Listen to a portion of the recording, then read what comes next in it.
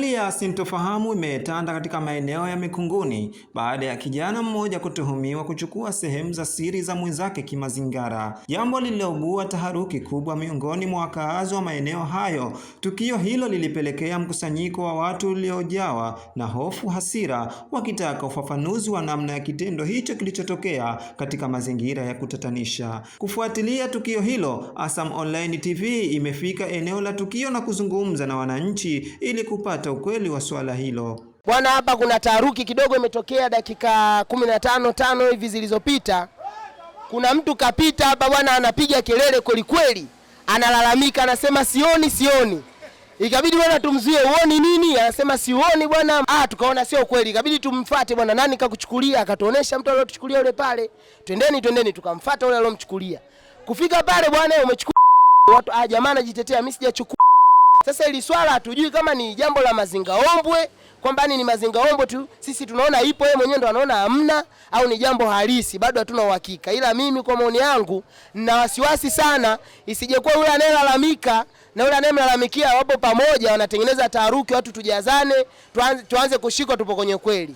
Kwa hiyo jambo mimi nilikuwa naomba ndugu zangu wa Tanzania wenzangu, tuwe nalo makini, tulindane wenyewe kwa wenyewe, tusizuke tu jamani kumpiga mtu, kwanza kumshtumu mtu, tunapiga watu wanaumia, watu wanalazwa hapo hospitalini. Inawezekana labda sio jambo la kweli, au inawezekana la kweli, lakini tuwe na uhakika na mtu ambaye tunafanyaje, tunamvamia.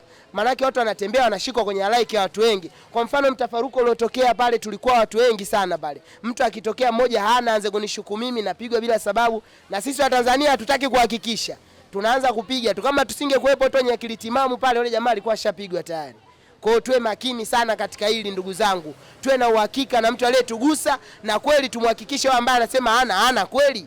Kama hana kweli, huyo aliyomshika arudishe, la sivyo apigwe kweli. Lakini kama anazo, huyo aliyosema hana naye apigwe. Kwa hilo tokea hapa, kusema la ukweli kwamba Watanzania wenzangu tuwe makini, kwa sababu linaloambiwa lipo kama lipo njiani. Toka jana yametokea matukio mengi kwa kuyasikia, kila mmoja anaelezea yake. Na jinsi huyu mtu alivyokuwa anapopiga kelele na kuzunguka, hata kama walikuwa wanafanya ni utani au vipi, Allah ndo msiri zaidi na ndo mjuzi zaidi.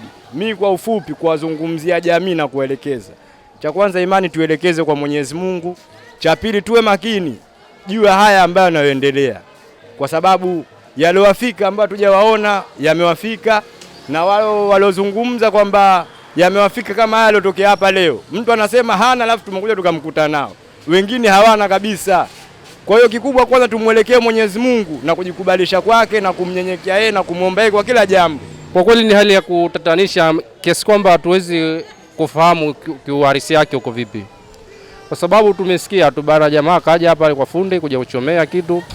Dakika 2-3 anazungumza sizioni. Nini? Lete tuone. Walioziona baadhi yao wanasema hamna, wengine wanasema zipo. Sasa ikawa ni mtihani kwa kweli. Yule jamaa mwenyewe ambao anazungumza kwamba ziko wapi, tumemshika, tumeenda kutizama, zipo. Tunarudi tena huku ili kumtizama yule jamaa aliozichukua, huenda karejesha, hatujamuona. Kwa hiyo ikawa utata umeishi hapo. Kwa kifupi hatujajua kipi kimeendelea. Ushauri wangu kwa jamii, kwanza tuenibikia sisi wenyewe kwanza, kwa sababu tulindane wenyewe kwa wenyewe. Sababu inawezekana ukawa na muhumani, kitu ambacho sicho, katasababisha maafa kwa mwenzio pasipo na sababu za msingi, kwa sababu wananchi sasa hivi wana hasira kali. Alikuwa nayo, ila sijajua kwa yeye, labda naona haoni au ni mazingaumbwe. Ushauri wangu ni kwamba tusikurupuke kwa kumkamata mtu ambaye asiyehusika. Kwanza tuchunguze kama ni kweli ama ni uongo.